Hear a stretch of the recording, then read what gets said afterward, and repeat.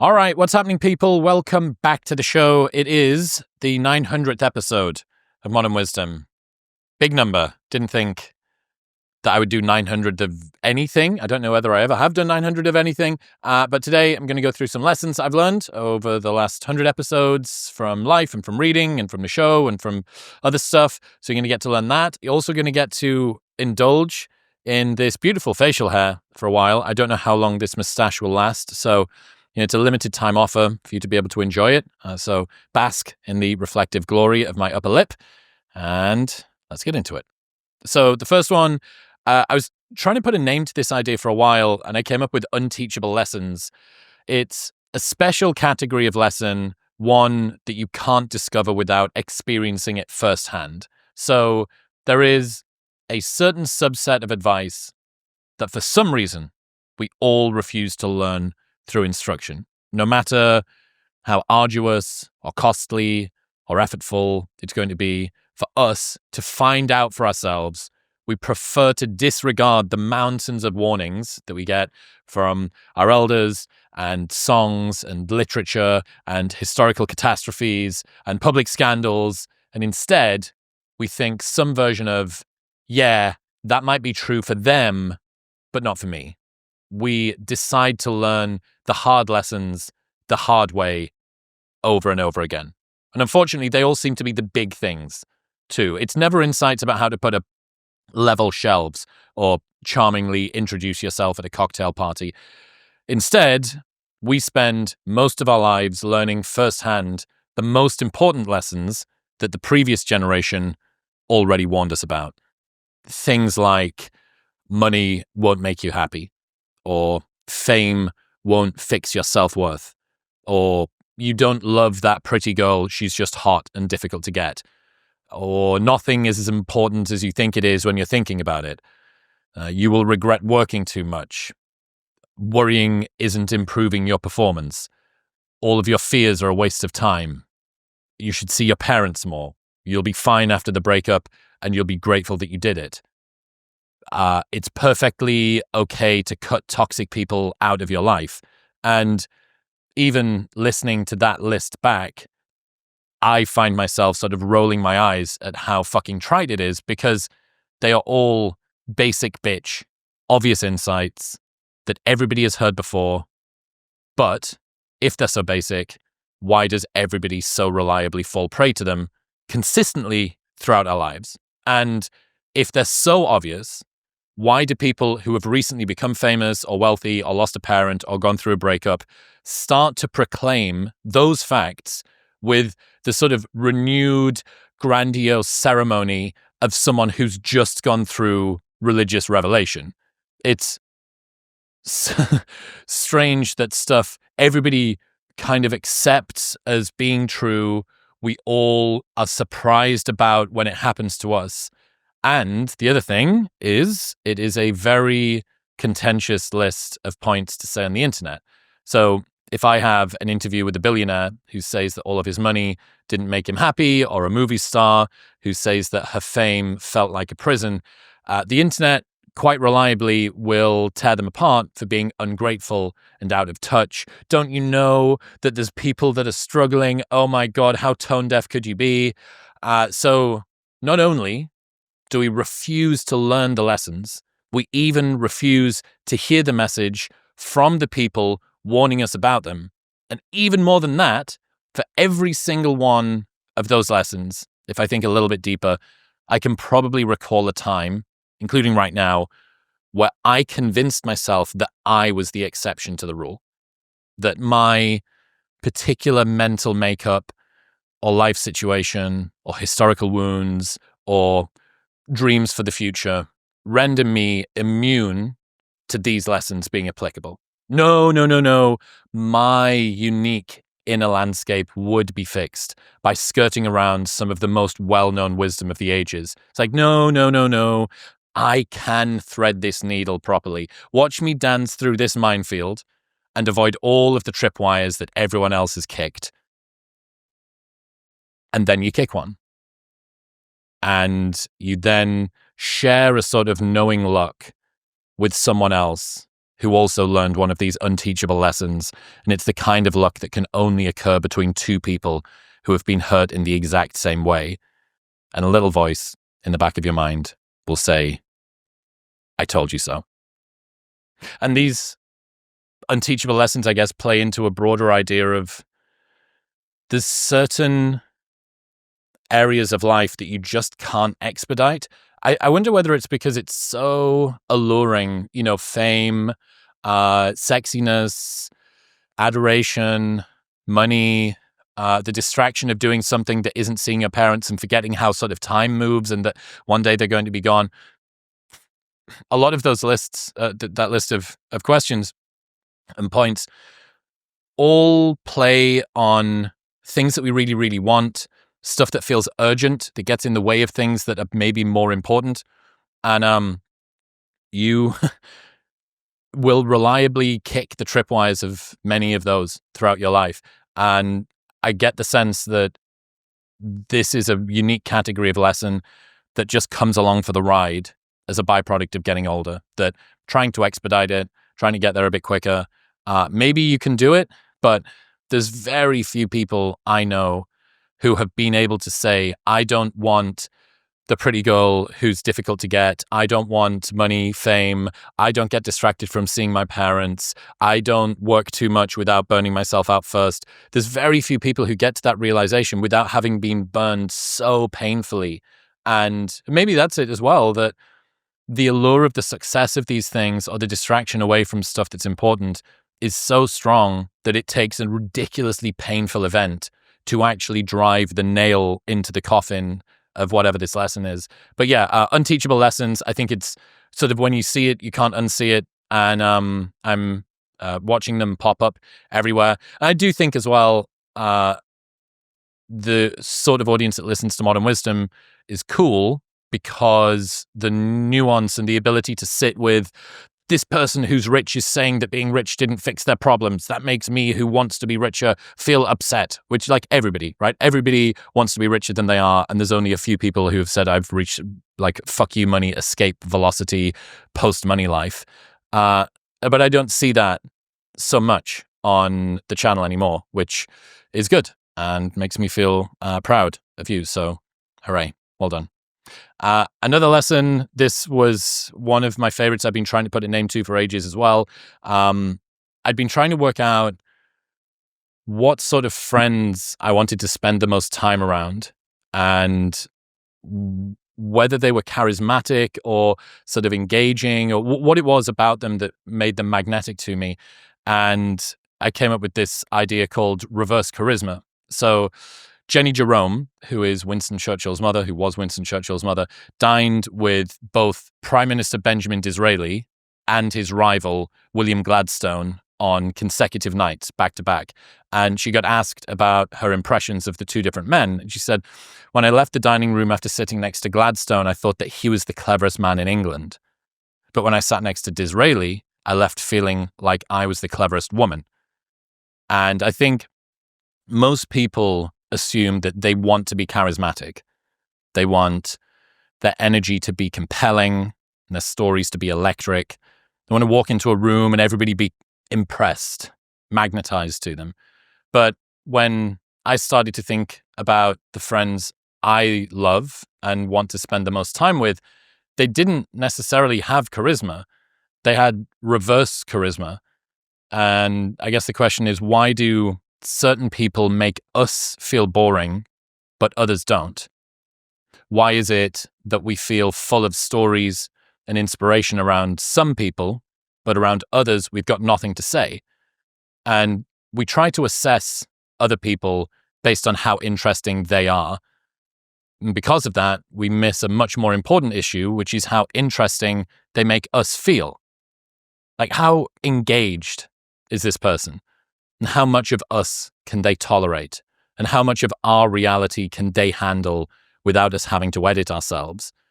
How encouraging and reassuring are they? And how much do they make us want to dig deeper and talk more? And how comfortably can we sit in silence without needing to fill it? Basically, how much of us do they get?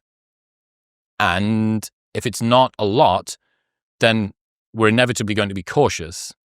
And a person feels interesting precisely to the extent that they have become familiar and at ease with the things that are extreme and sad and dark and agonizing and shameful and joyous and exciting. And if they are at home with their own strangeness, then they help us to feel at home with ours. Where they have gone, we can follow. What they have felt safe exploring in themselves, we will be able to safely unpack around them. And this was the sort of realization that architecting your charisma is a nebulous and scrappy task that autistic pickup artists gave themselves existential crises failing at. But building reverse charisma is something that anyone can do by being curious and patient and encouraging. Some people feel interesting. Some people make us feel interesting. And there's a place for both, but on average, our favorite people are the latter, not the former. And it's way easier to be someone who makes people feel interesting than it is to be interesting. Like, that was the whole point with the pickup artist movement, that they had these flowcharts and 5-step plans for if I'm going to open and then I'm going to twist the lemon and neg the Kino escalation. And dude, all of this to try and come across as somebody who's interesting. There was this study done where they asked a study participant to take a flight in a plane, and somebody sat next to them, and that was one of the plants. And the plant was told that they needed to keep the person talking for the entirety of the flight, but not disclose any information about themselves. When they'd come off the plane, they asked the person who had been sat next to the plant, "How was the flight?" And they said, "Oh, it was brilliant, actually, really lovely." He said, and what were the other passengers like? We're just doing a little survey. So it was amazing. I had these great conversations. Guy was so interesting. "Oh, okay. Can you tell us their name?" "Oh, no. Oh, okay. Can you tell us where they were from or what they did or anything?" They realized, no, but some people feel interesting. Some people make us feel interesting. And maybe it's just a byproduct of the fact that so few people want to have a collaborative conversation, and that a lot of the time it's this game of tennis where you're waiting for the other person to hit the ball so that you get your chance to hit the ball so that they get their chance to hit the ball, as opposed to you trying to tee them up for the best shot that you can. We even tried to do this in at George Mack's 30th in Miami. So we had the pickleball court at the house that we were staying, where everybody was at, and a football. And George used to do football freestyle. I'm aware it doesn't look like he used to do that, but I promise you he was world class at doing it. And I thought, well, this would be really cool because we can do sort of a game of foot tennis type thing. And we were all getting super competitive, but it wasn't a very beautiful game. So I was like, well, yeah, why don't we change the rules for a little bit? Why don't we just try and make the most beautiful game we can? So the whole point of the game was to put the ball into positions that yourself or the other team or the guy that was on your side could do something cool with. So as opposed to trying to win, you were trying to make it interesting. And immediately George's response was, yeah. And then we can count how many we do and we can see if we can get more. And I'm like, no, you're fucking doing the dopamine thing again. That compulsion to sort of achieve or to win or to sort of drive things forward is really, really good. But it's not necessarily needed when you're sat around the dinner table with some friends. So just realizing it's not necessarily always your job to be the interesting one. It's other people's jobs to make you feel interesting by opening up questions to you that cause you to think more deeply. Another one is that point around why to certain people do we have lots to say and to others we don't have anything at all. Is that your fault? Because you're the same person between these two different people. The difference is the people. So that suggests that there's something going on within them that is causing you to feel more or less comfortable with opening up about yourself. And on top of that, it means that the people who make you feel really comfortable are exciting and interesting, even though they don't actually need to be interesting. So anyway, I think reverse charisma, much easier way to be interesting.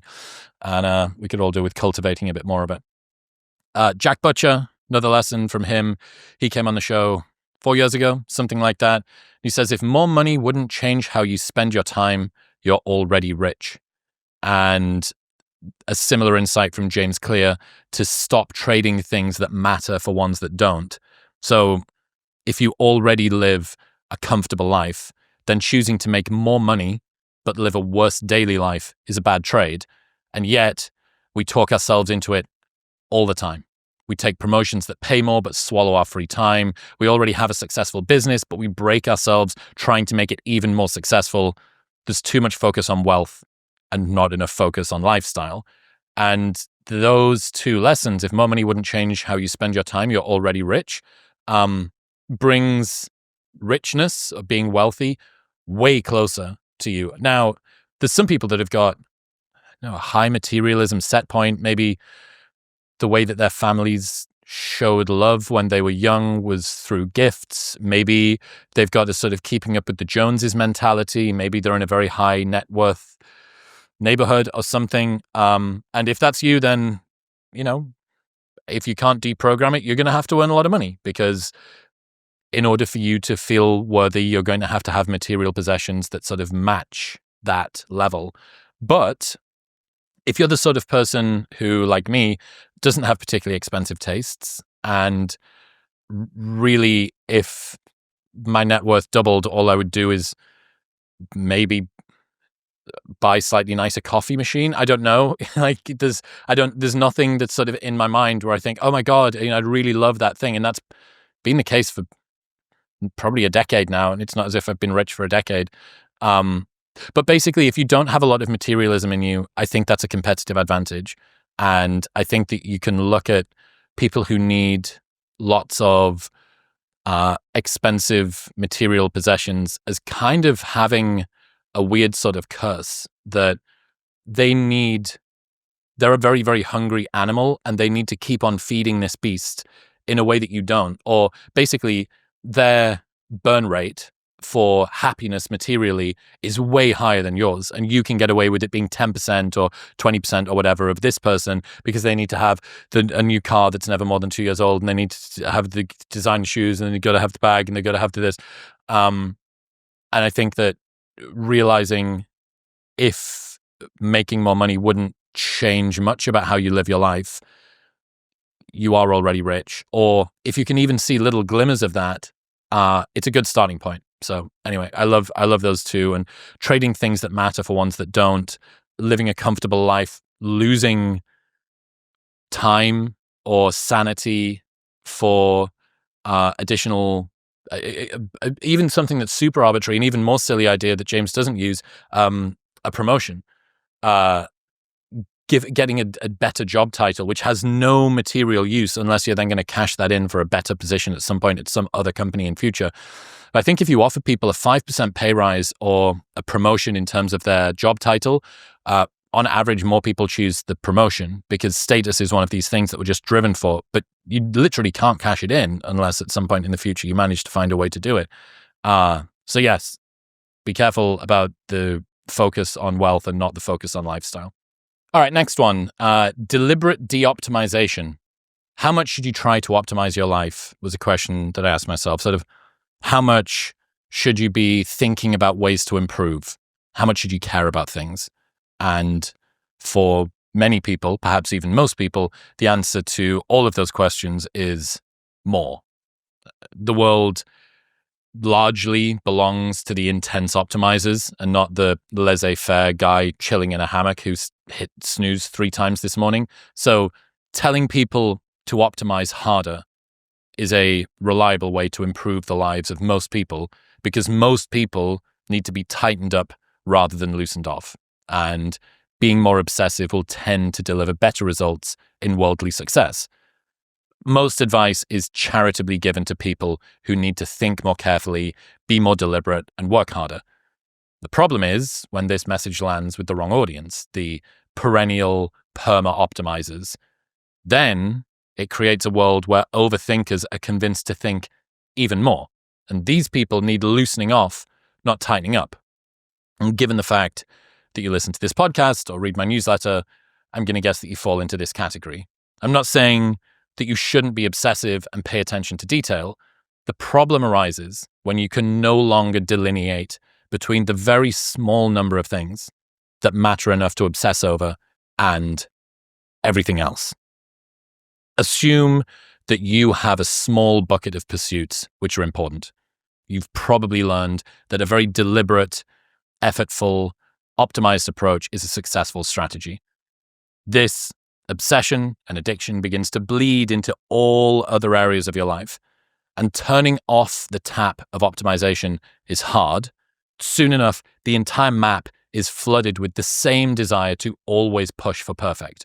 Your brain tells you, look at how effective your perfectionism has been in your professional life. Why don't we try and apply that to your sleep routine and your training plan and your love life and the house cleanliness and your toenails? And it doesn't go well. One solution I learned about, actually from the CTO of RP Strength, a guy called Andrew Zay, who works with Mike Israetel, is deliberate de-optimization. So you purposefully let areas which could be dialed in further fall by the wayside in order to give your brain capacity to focus on the ones that really matter, focusing on your pounds and not everyone else's pennies.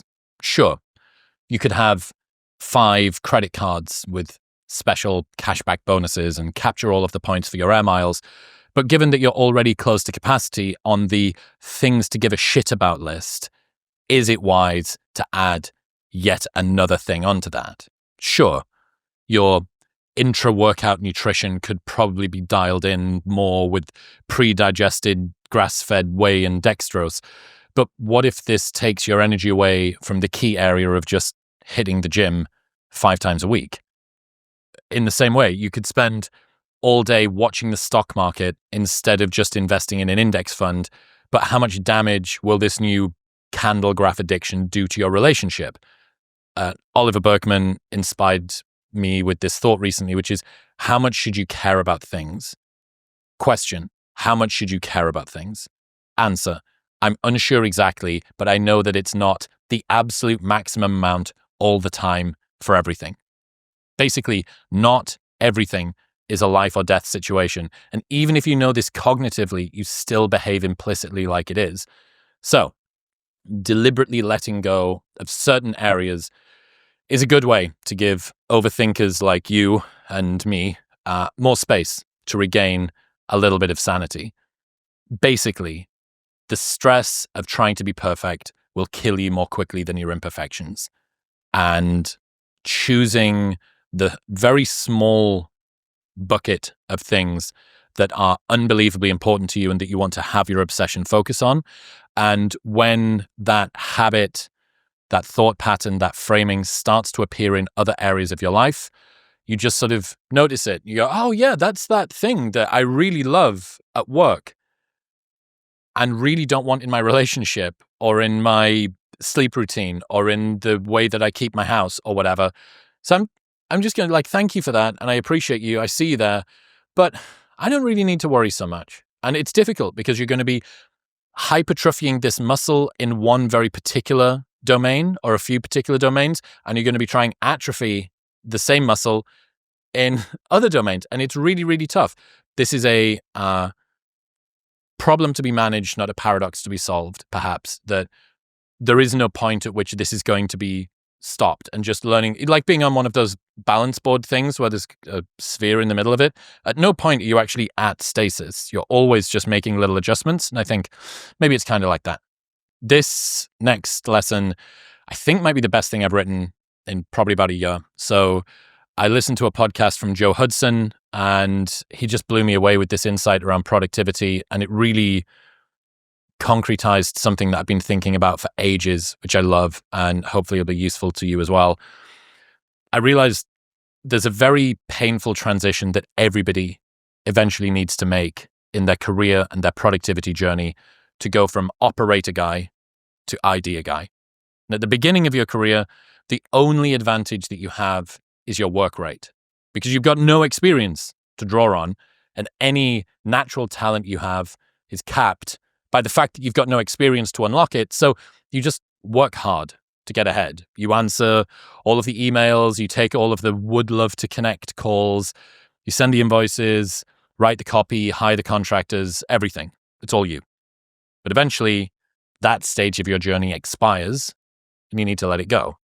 Maybe you have staff to delegate to now. Maybe you've been given a promotion and need to be thinking at a more strategic high level. Previously, your job was to work hard, but not so much anymore. And Joe Hudson says, your job isn't to work hard. Your job is to have great ideas. But here's the problem. You've spent an entire career acclimatizing yourself to getting stuff done. You've built a monster inside of you, which sucks in difficult, tedious tasks and spits out completed efforts. You've created a link between being busy, doing things you don't want to do, and success. The issue is, it's really hard to work out what you truly want and determine whether or not you're moving toward it, but it's really fucking easy to see the number of emails that you sent or how many hours you spent on calls today. Being busy is more satisfying than being effective. And it's very hard to work out if your productivity efforts are actually useful or if they're just a dopamine fix that allows you to check the done box and feel like you completed something. So ask yourself, is your job to press enter on emails or to actually move the mission forward? And you can't confuse the first one for the second one. Another challenge is this level of busyness helps to make you feel important. A full calendar is a hedge against existential loneliness. You think to yourself, there's no way that I can be an unwanted piece of shit. Look at how many calls I have today. Look at all the people who need my time and attention. I have to be important. I have to be valuable. Please, please, please assuage my deep feelings of insufficiency. You are hooked on the dopamine of, I got stuff done today, because even if this wasn't a great use of your day, at least you don't feel useless. And you didn't have any time to consider that you might not be fully actualizing your potential in any case because you're drowning in fucking emails. Another challenge is that conspicuous busyness is much more societally rewarded than quiet effectiveness. We want other people to see how hard we're working. Even if the best thing for your mission's outcome was for you to go and lie on the beach today and think, who's going to congratulate you for taking on that challenge? Let's just think for a second. The best thing that you could do for your professional outcomes, your personal outcomes, your net worth, your mental health, your physical, everything, all of that would be going offline, lying on a beach and getting a bit of a tan. Maybe you grab an ice cream. There's a dog there. For a little while, you play with the dog. It's somebody else's dog, but you play with the dog. And then you come back and you have an early night. And from every objective metric that makes your life and the lives of the people around you better, who's giving you an award for that? Dude, well done today. Really, really well done. Well, if we assume that the reason that we do the work, the reason that we do any work is to move us toward a goal that ultimately we want, why would we assume that sending useless emails that don't move the project forward should be more applauded than going to the beach, which does? And it's because we still have this industrial age, Puritan work set mindset around what working hard looks like. And again, it's this conspicuous productivity or obvious busyness. Near burnout is worn like a badge of honor to show your fealty to the mission. Obvious productivity is more praised than private efficacy. And here's the thing. Almost everyone's life goal is where they get to a point where they can say, I just don't want to have to do anything I don't want to do anymore. But what happens when you get there? Because so much of your self-worth is derived from overcoming hard things and pushing yourself through difficult tasks that you don't want to do. So imagine that you do reach your goal of not having to do things you don't want to do anymore. Where are you going to find your satisfaction from now? And this is why it's so difficult to let go of grunt work and to let go of being permanently busy, even when your precise goal was to get here to the point where you don't need to do grunt work and you don't need to be permanently busy. I guess finally as well, there's a question of why is it so hard to take pleasure in our successes? And a big part of that is largely because you're constantly peering over the shoulder of the present moment to see what's coming next. You're always just sort of looking past what is in front of you or what's happening right now. So even during the act of attaining a goal, you're already looking past it a little bit, getting ready to move the goalposts that you just this second kicked the ball into further away down the field. We are all chasing a sense of completion, but we never actually allow ourselves to savor any tastes of completion that we get along the way. We assume that one day we're going to arrive, and that day never comes because we never give ourselves a break. And then we realize that the path we were speed running through was actually the one to our grave.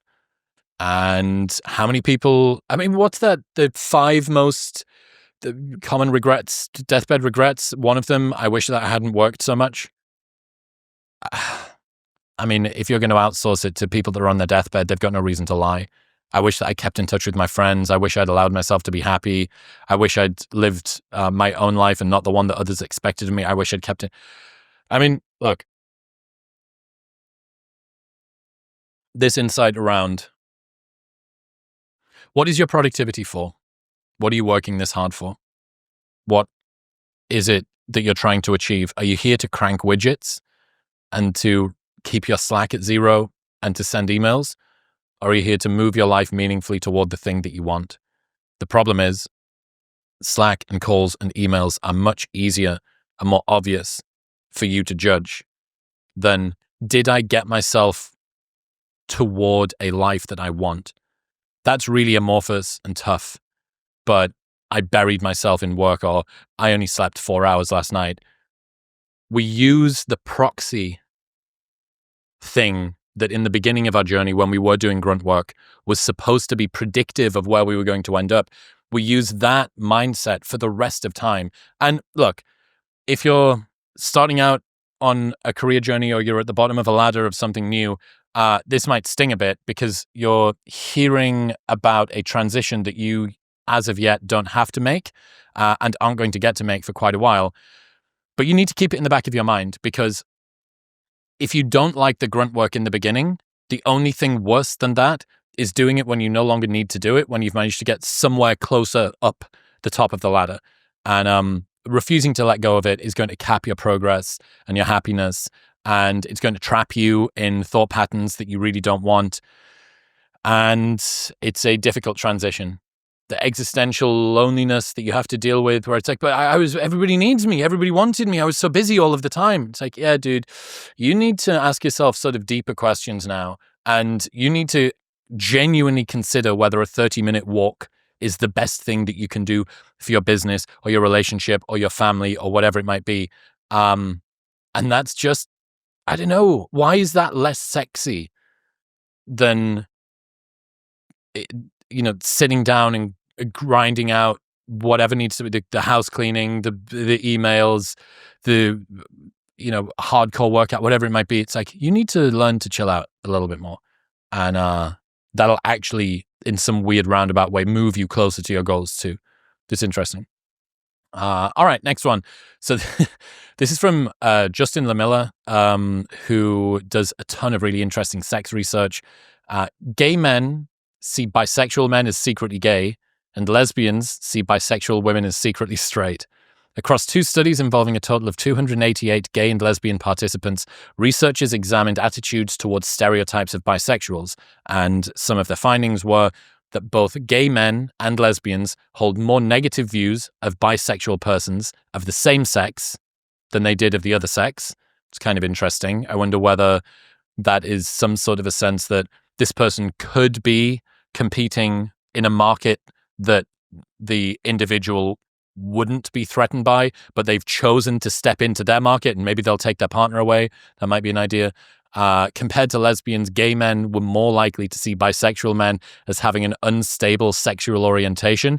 And likewise, compared to gay men, lesbians were more likely to see bisexual women as having an unstable sexual orientation. Again, maybe this is just a little bit of fear. They're keeping their eye on them. I don't know what direction you're going in. gay men tended to see bisexual men as being secretly gay, whereas lesbians tended to see bisexual women as secretly straight. Basically, in other words, both groups perceive bisexuals, regardless of their sex, as being more attracted to men than to women. I mean, that's fucking fascinating. Gay men tended to see bisexual men as being secretly gay. Lesbians tended to see bisexual women as secretly straight. I don't know, man. I mean, I saw this in club promo. We used to refer to it. There was a few girls that swung both ways. And if they were in a relationship with a girl, we would mention that they were on a liquid diet. And then when they got back with a boyfriend, we'd say, oh, she's back on solids now. She's back on a solid diet after she was on a liquid diet for a while, but she's back on solids. So there is something in that. I don't know what it is. Maybe, I think on average, women's sexualities are a little bit more fluid. So there's just this sense that sort of women will experiment a little bit, but they're still straight. Whereas the guy that's experimenting, it's because of some, internalized fear of homophobia or not being accepted by society at large. So his way to get around it is by, dabbling, just putting a toe in, or maybe more. Another insight was that lesbians' greater negativity toward bisexual women relative to gay men was statistically explained by lesbians' greater tendency to view bisexual women as being primarily attracted to men. By contrast, gay men's perception of bisexual men as secretly gay didn't account for why they held more negative attitudes towards bi men than lesbians did. Don't really know what's going on there. I guess maybe some differences in intrasexual competition somehow. Basically, it really shows that there is a bisexual prejudice that exists in the gay community, and there's some interesting gender dynamics that are at play. So for all that Pride focuses on the L and the G, it's really the B, like the B is the one which is the most persecuted, even internally, inside of the LGBT. B is the one. I mean, what's the T fucking doing in there, right? The T has nothing in common with the L, the G, and the B, other than they get to enjoy Pride together. But yeah, poor Bs. Another insight kind of associated with this, there's something called the birth order effect, which is kind of getting replication crisis a bit at the moment. It's kind of interesting.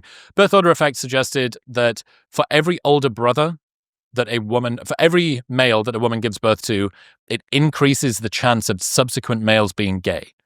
So men with more older brothers were more likely to be gay, basically, when birthed from the same mother.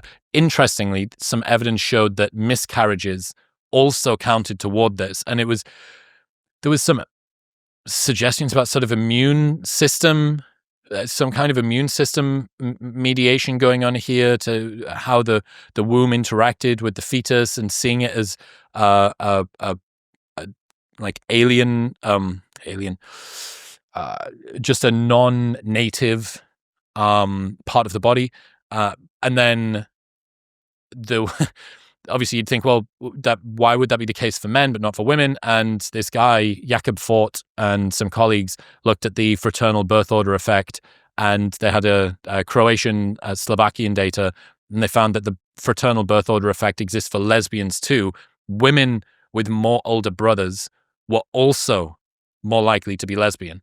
So I don't know what it is. I guess it depends. If you want a gay son or a gay daughter, what you better hope for is a couple of boys first, and then you're off to the races. You've got like lesbian younger sisters and gay younger brothers running around all over the place. Maybe that's the way it works. But then I think it got replication crisis, like the whole thing. So now I don't know. And maybe I've just I've not fed you false information. I've just fed you information that might need updating. So I'll come back to that, I suppose. Next lesson. So I told this story a couple of times about a retreat I went to in California, but then I saw a Kurt Vonnegut quote that sort of perfectly summarized it, zipped it down, and it's easy to remember. So Kurt says, "We are what we pretend to be, so we must be careful about what we pretend to be." We are what we pretend to be, so we must be careful about what we pretend to be. So I'd gone to this retreat in California, and I met a business owner who had a big YouTube channel that I used to watch a long time ago. And then I asked him why he'd stopped making videos. And he said, I started feeling like I had to live up to in private the things which I was saying in public. And I think about this quite a lot. I've come to sort of realize there's two sides to fake it until you make it. And one is positing an ideal or a better version of yourself, which you're motivated to live up to due to the need for social consistency. But that stake in the ground acts as much like a tether as it does a finish line. If you commit yourself to some worldview or life philosophy, what happens if you stop agreeing with it? Sure, you might want to change, but everybody around you has grown accustomed to the previous version of you. And whether it's lifestyle changes like your dietary approach or your training methodology, or worldview changes like a religious belief or political affiliation, or personality changes like commitments to growth or going sober or changing friend groups, social consistency bias is a double-edged sword. A while ago, some of the leading influencers of the ex-paleo diet movement, then the carnivore movement, started to add fruit into their food. And the aptly called meat and fruit diet caused uproar, not because of evidence that the diet is based on, but because its new proponents had ardently stated a different belief in the past, and the change caused the people around them to feel uncomfortable. This is the danger. The social incentives align for you to not change in public, even if you grow out of your beliefs in private. Stupid people see someone changing their mind as an indication of unsophistication because they don't understand that updating your worldview when you grow is a sign of intelligence, not fickleness, and that an unwavering commitment to a narrow worldview is not cleverness, but a substitute for it, which unfortunately means that after changing your mind in public, it often results in you being attacked by a large number of mostly stupid people. And the more public you are about it, the harder it is to reverse. Perfect example of this. Alex O'Connor goes vegan, is convinced about the ethics, the philosophical underpinnings of veganism, does not want to contribute to animal suffering, but as a byproduct of that, his health suffers, and he is struggling to keep his health to where it needs to be whilst eating a balanced plant-based diet. It's not something he says that he doesn't think you can do, but something that, given his level of conscientiousness and preparedness, it was something he was struggling to do. So his demeanor was incompatible with the challenges that his new diet, informed by his new philosophy, had given to him. So he went back to eating meat. He had to announce in public something which he had changed in private. And he got fucking castigated on the internet for it for ages. I mean, he's now out the other side. I don't think anyone really brings it up anymore. But that was uncomfortable to watch, especially when you think this guy's doing it for his health. And he said it. He told you. He made this change and he told you about it. He didn't lie. He didn't continue to get those sweet vegan dollars, if they ever existed.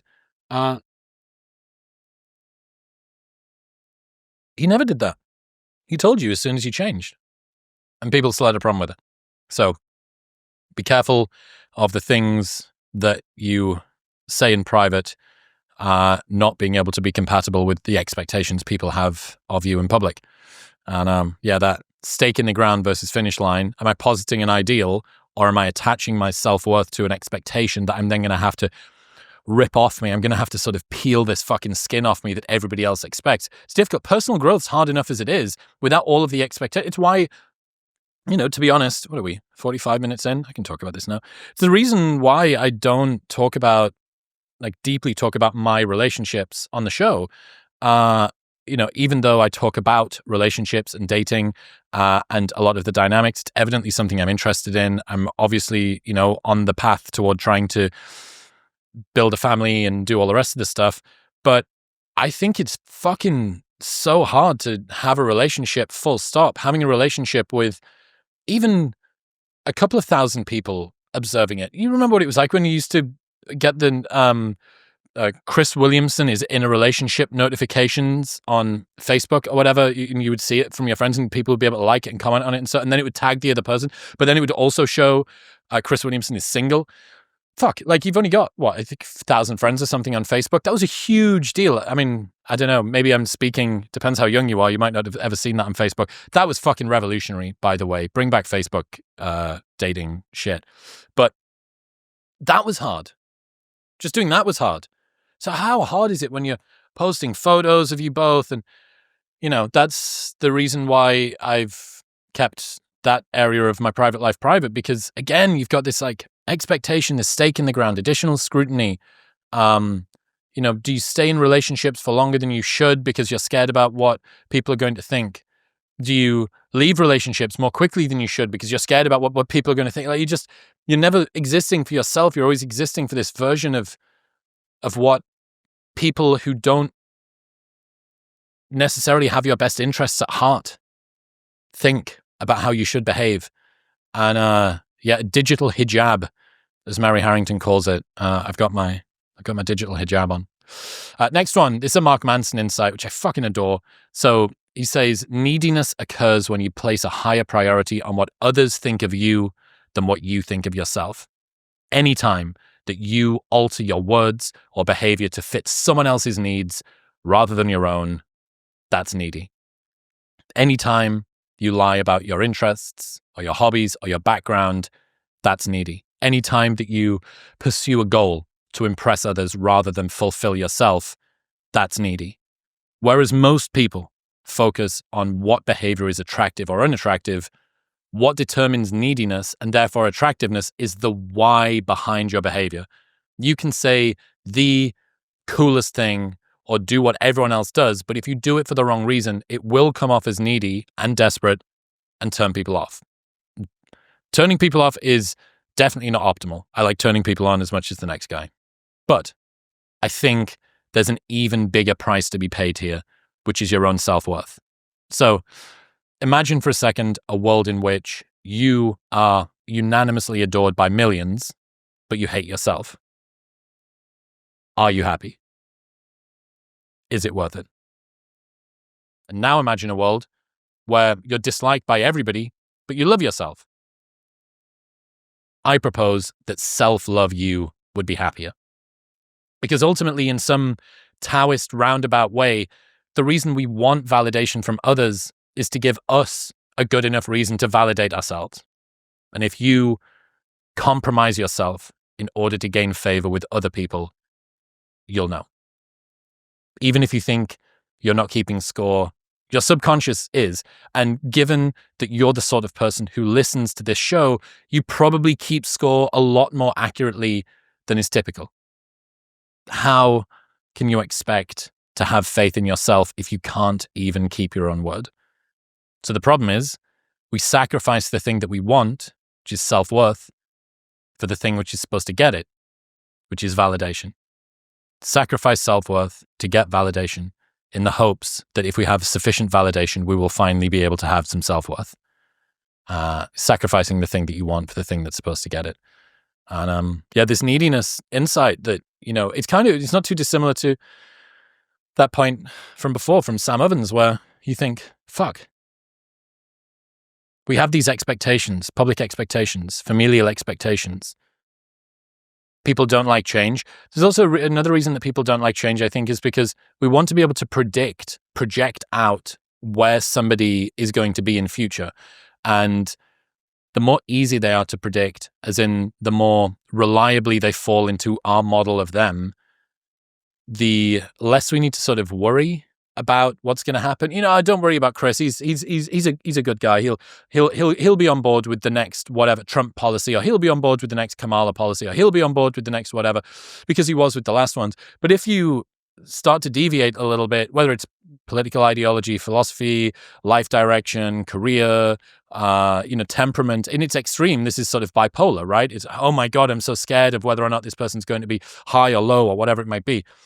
But in smaller ways, the same discomfort comes through us because we're like, I don't know if they're still going to sort of be here in a year's time. What if they outgrow me? What if they outgrow our friendship? What if they start to disagree with something that's really sacred to me?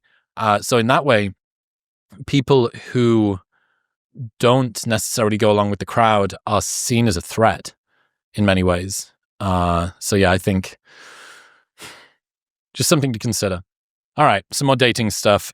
This is insight from Chris Bumstead. Awesome episode with him last year. And I was asking him about how to choose a good partner, how to know when you've sort of found the one. And Chris said, find someone who you just feel safe being a burden to. You're not going to intentionally be a burden, but sometimes you suck, sometimes you're a burden. And even if you don't feel safe being like that around your partner, if you have to withhold things from them and put on that show, you're never going to feel safe around them, and you're not going to want to be there for them as much when they're being a burden as well. You just become these two people dividing and conquering all of your problems rather than taking on the world together. I think I always felt like I wanted to be great at everything I did and great at what I pursued. And I never expected to be as good as I was. So it would just be such an interesting relief to be able to give myself to think, you are going to be great. You are going to have all these things that you want, but you're also going to realize that they're not as important as you think they are. You're going to come to the realization where your relationships and your values and everything you enjoy and experience aren't going to come down to spectacular moments on stage. They're going to be much simpler than that. They're just going to be these moments where you're being yourself, and the people who love you for that are going to be everything. It's awesome. This guy who has conquered the sport, has sort of defined an entire generation of bodybuilders, and then bowed out at 30, is able to say, completed it, but even in the process of completing it 6 times in a row, the big wins weren't the big wins. The big wins were the little ones, and they were the shares and the opportunity for me to celebrate what I'd done with people who cared about me, who knew me. And it's great and magnificent and impressive and all the rest of it. But it wasn't what mattered. A successful career and a terrible marriage can make your life miserable. An average career and an amazing marriage can make your life delightful. So you need to choose wisely. I saw this thing on Reddit, actually. 5 questions to ask yourself if you're unsure about your relationship. If someone told you you're a lot like your partner, would this be a compliment to you? Are you truly fulfilled or just less lonely? Are you able to unapologetically be yourself, or do you feel the need to show up differently to please your partner? Are you in love with who your partner is right now as a whole, or are you only in love with their good side, the potential, or the idea of them? And would you want your future or imagined child to date someone like your partner? Those are absolute hammer blows. I think almost everything in here, if someone told you a lot like your partner, would this be a compliment to you? Are you in love with just the idea, or would you want your future child, imagined child, to date someone like your partner? Those 3 are sort of taking you out of the situation and imagining that you're somebody else, you're something else. It's for a different person. So that's creating a little bit of psychological distance. Are you truly fulfilled or just less lonely? Is a fantastic insight around the reason that we suck so much in relationships is that we're terrified of being alone. And that means that we stay in relationships, or we accept relationships that we shouldn't do, because familiar loneliness or familiar partnership is more enjoyable than unfamiliar loneliness. And that's not good. Are you able to unapologetically be yourself, or do you feel the need to show up differently to please your partner? I think that a lot of that is around the level of openness, the level of comfort that you have. How much do you need to self-edit? The question around the person that's your best friend is the one that you have the least filter with, and that you can sit in silence with without having to fill it. So it's the person that you can talk the most with in an unencumbered way, and the person that you can shut up the most with in an unencumbered way. And if that's not your partner, then you're struggling, because your relationship should feel like home. It should feel like a house with a sturdy roof and strong foundations, and shit gets thrown at it all the time, and rain comes down, and there's weather, and there's heat, and there's cold.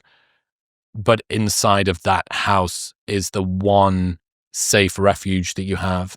You can lose your job, status, your financial position can fall away, your health can break down, your friends can leave you, but you have this one safe place, and it's in another person.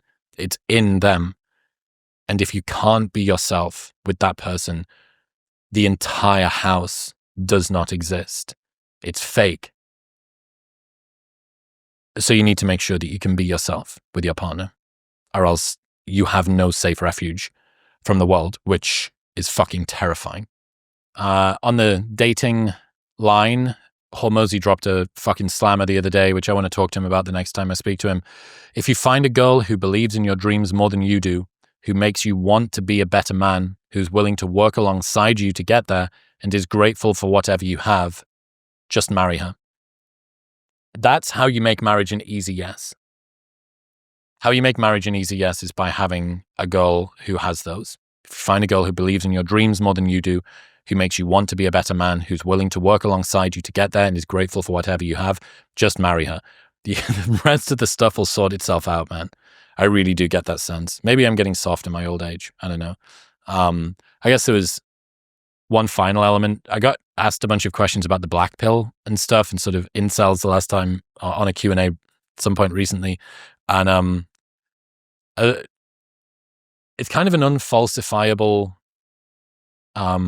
philosophy in a lot of ways, because there's many kernels of truth in it, realizations about what women want physically in a partner, and the fact that some men just, no matter how many push-ups they do, they're not going to get there. It's tough, it's a hard biological limit. But there is a very specific cohort of men, frustrating men, guys who have got nothing going for them, no drive in their life. They're uncomfortable in their own skin. They're endlessly miserable. They keep complaining about women having too high standards. It's like, bruh, your standards for yourself are through the fucking floor. Your friends don't want to hang out with you. You don't want to hang out with you. Why do you think a woman would want to hang out with you? And how is this their fault that they've got too high standards? You suck. You suck. Your friends don't want to hang with you. You don't want to hang with you. Why lay at the feet of women the fact that they have got too high standards? I am all for it. I will fucking die on the hill of fighting for more empathy for men, right? And I have been thrown under the bus many times for doing so. I'm, again, be able to walk this tightrope where I'm so soy-cucked that the manosphere considers me to be blue-pilled, but I'm also such a misogynist that Guardian readers think that I'm Andrew Tate from Wish. And I don't care anymore. I don't care about being misjudged by people who don't understand what I'm trying to achieve. And there's a group of people out there, maybe the large majority, who are reasonable and who understand that it's not zero-sum when it comes to empathy, who realize that you can raise up men without dragging down women, that you can support women without forgetting about the challenges of men, that you can tell men that they need to pick themselves up by their bootstraps and actually do some work without forgetting that those men have got challenges that need structural support from society at large, and we need initiatives and we need investment. And that some women do have too high standards. Some women do have skewed perspectives of what they're worth. But you're not going to get into a relationship with them in any case. What's your goal? We're screaming at these harpies on the internet, these retarded women who go onto these dating shows and are like, I'm going to get a guy who's got 6'6" and he's got 6 figures and he's got a 6-inch dick.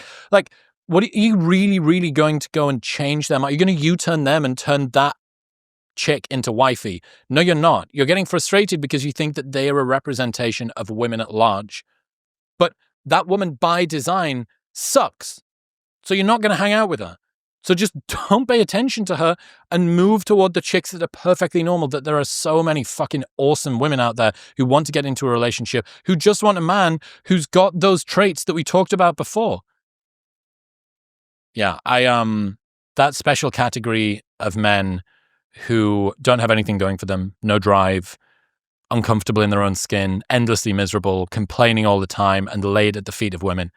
Dude, point the fucking finger in the mirror. Like, I will give you as much social confidence, training, diet, hairstyle advice until the cows come home, and I will continue to do it.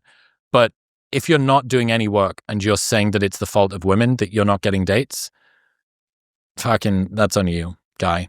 Anyway, what a fucking wonderful, positive tone for me to finish this 900th episode on. But I love it. I mean, some of these lessons today I really adore, and I hope that you do too.